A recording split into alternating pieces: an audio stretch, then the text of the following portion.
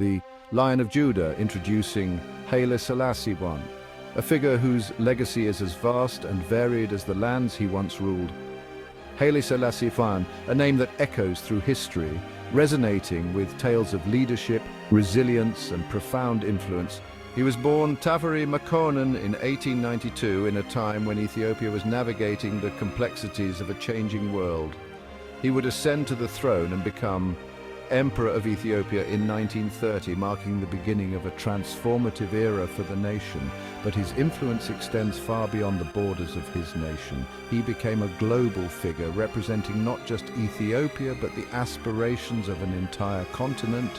To the Rastafari movement, he is much more than a historical ruler. He is revered as a divine figure, a symbol of hope and spiritual guidance. He is a divine figure embodying the ideals and beliefs of a movement that spans the globe. This is the story of Haile Selassie, the man who wore many titles: emperor, reformer, exile, icon. His life was a journey of immense highs and profound lows. Haile Selassie's journey is deeply intertwined with the history of Ethiopia. His reign saw the country through periods of great change and significant challenges.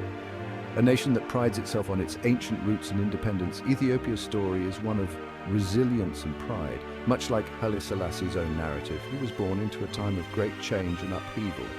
The early 20th century was a period of political unrest and societal transformation in Ethiopia. Yet, he would rise to become a symbol of Ethiopian pride, a beacon of hope, and a leader who sought to modernize his nation while preserving its rich heritage. He would also become an unexpected messiah for a religious movement born thousands of miles away. The Rastafarian movement found in him a spiritual leader and a symbol of their faith. His life is a tapestry woven with threads of triumph and tragedy, modernization and tradition. He sought to bring Ethiopia into the modern world while honoring its ancient traditions, political prowess and spiritual reverence. Haile Selassie was a leader who balanced the demands of political leadership with a deep spiritual presence.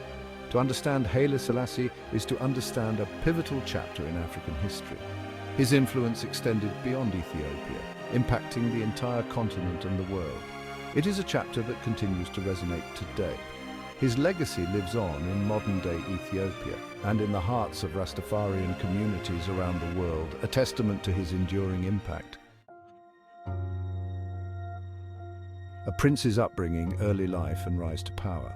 Tafari Makonnen, the future Haile Selassie, was born into a noble family. His birth on July 23, 1892, marked the arrival of a significant figure in Ethiopian history. His lineage connected him to the Solomonic dynasty, a prestigious bloodline that had ruled Ethiopia for centuries. This dynasty claimed descent from King Solomon and the Queen of Sheba, intertwining Ethiopian history with ancient biblical narratives. This connection gave them a powerful aura of legitimacy and divine right to rule, which was deeply respected by the Ethiopian people. Tafari received a privileged education, unlike many of his time.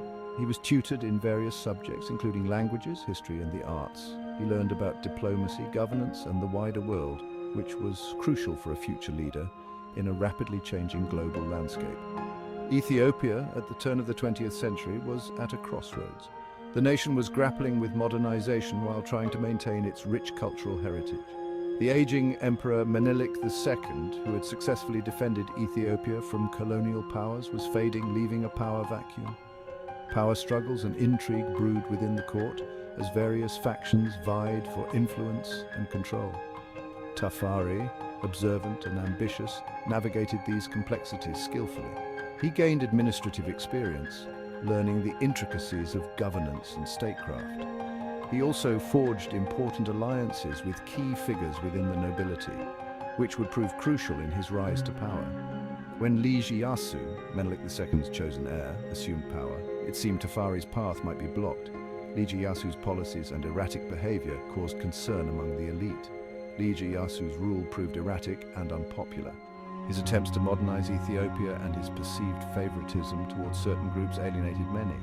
It alienated many within the Ethiopian elite, who began to see him as a destabilizing force rather than a unifying leader.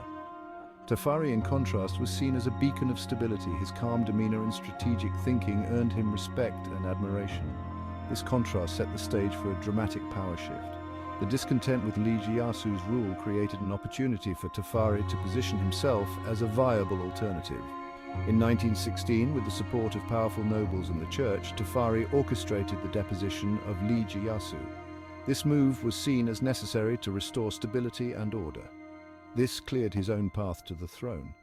Tafari's ascent marked the beginning of a new era in Ethiopian history, one that would see significant changes and challenges. As he took on the mantle of leadership, Tafari Makonnen, now Haile Selassie, embarked on a journey that would transform Ethiopia and leave an indelible mark on the world stage. His early life and rise to power were just the beginning of a remarkable story of resilience, vision, and leadership that would inspire generations to come. Ethiopia's modernizer coronation, reign and reforms. In 1930, after a period as regent, Tafari Makonnen was crowned Emperor of Ethiopia. This momentous event marked the beginning of a new era for the nation. He took the name Haile Selassie I, a name that would become synonymous with Ethiopia's journey towards modernization and global recognition. The name means power of the Trinity, reflecting his deep connection to the Ethiopian Orthodox Church and its traditions. It was a fitting title for a ruler who sought to usher his nation into the modern era, balancing tradition with progress. Haile Selassie's reign was marked by a series of ambitious reforms. He was determined to transform Ethiopia into a modern state. He introduced Ethiopia's first constitution in 1931, a groundbreaking document that laid the foundation for a more structured and centralized government. This was a significant step toward establishing a more modern and centralized government, aiming to bring Ethiopia in line with other nations. He reformed the legal system, ensuring that justice was more accessible and fair. He expanded education, understanding that an educated populace was key to national progress. He also sought to improve infrastructure and healthcare, recognizing that these were essential for the well-being and development of his people. Haile Selassie understood that for Ethiopia to thrive, it needed to engage with the wider world. He was a visionary who saw the importance of international relations. He strengthened ties with Western nations, fostering diplomatic and economic relationships that would benefit Ethiopia.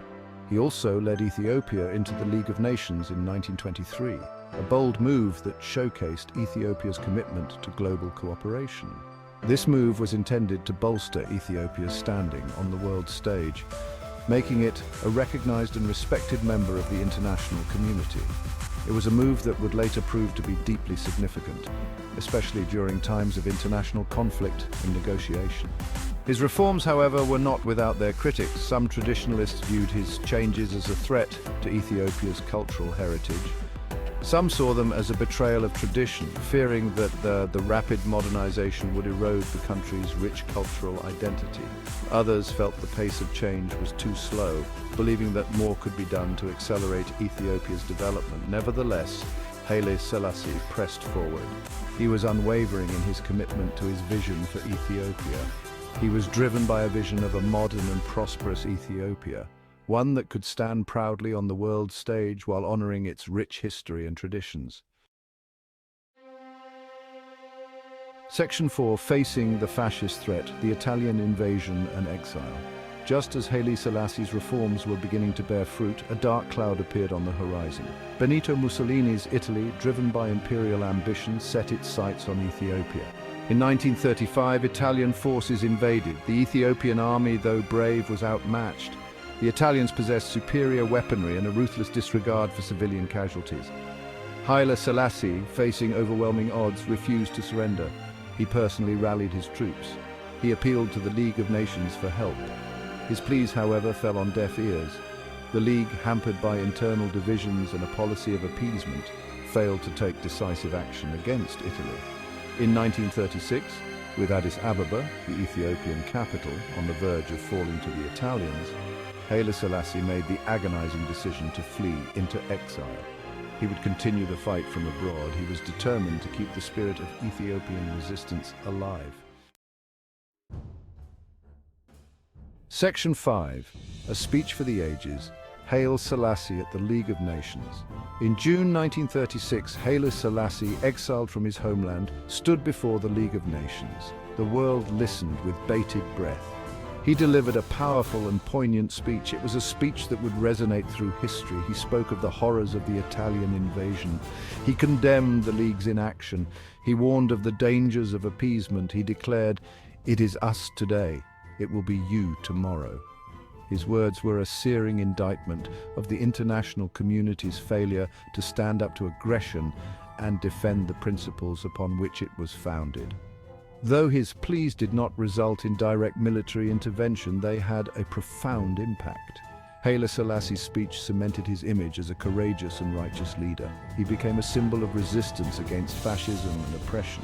His words would continue to inspire movements for justice and equality for decades to come.